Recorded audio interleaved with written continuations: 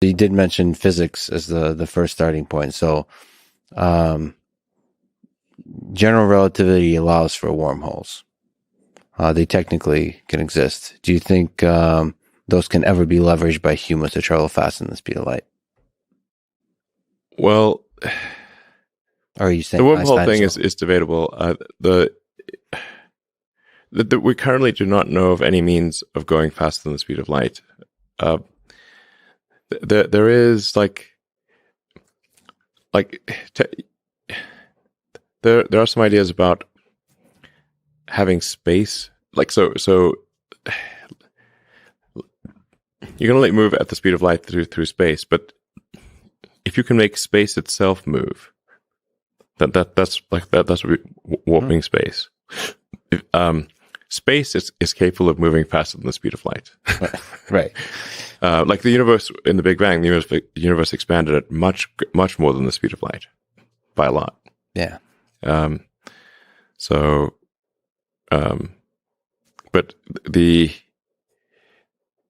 if this is possible, the amount of energy required to warp space is so gigantic, it boggles the mind.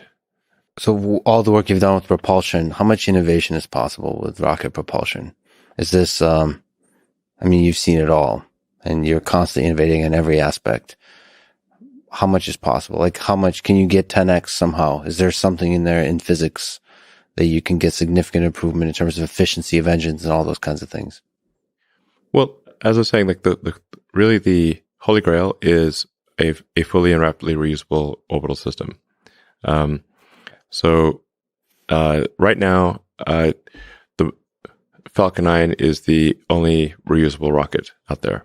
But the booster comes back and lands. I'm sure you've seen the videos, and we get the nose cone or fairing back, but we do not get the upper stage back. So that means that we have a minimum cost of building an upper stage. You can think of like a two-stage rocket of sort of like two airplanes, like a big airplane and a smaller airplane. And we get the big airplane back, but not the smaller airplane. And so it still costs a lot, so that upper stage is, at least $10 million.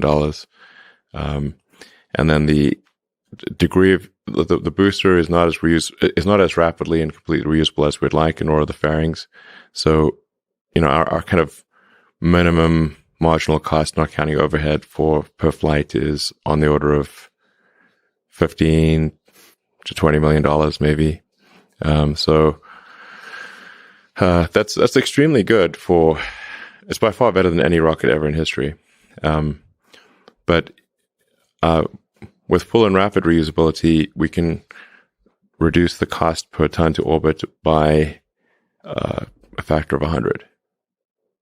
But just think of it like imagine if you had an aircraft or something, or a car, and if you had to buy a new car every time you went for a drive, it would be very expensive. It would be silly, frankly. Mm-hmm. But you just refuel the car or recharge the car, and that's makes your trip like 1,000 times cheaper. So it's the same for rockets. It's very difficult to make this complex machine that can go to orbit. And so if you cannot reuse it and have to throw even any significant part of it away, that massively increases the cost. So, Starship in theory could do a cost per launch of like $1 million, maybe $2 million or something like that. And put over 100 tons in orbit, which is crazy. Yeah.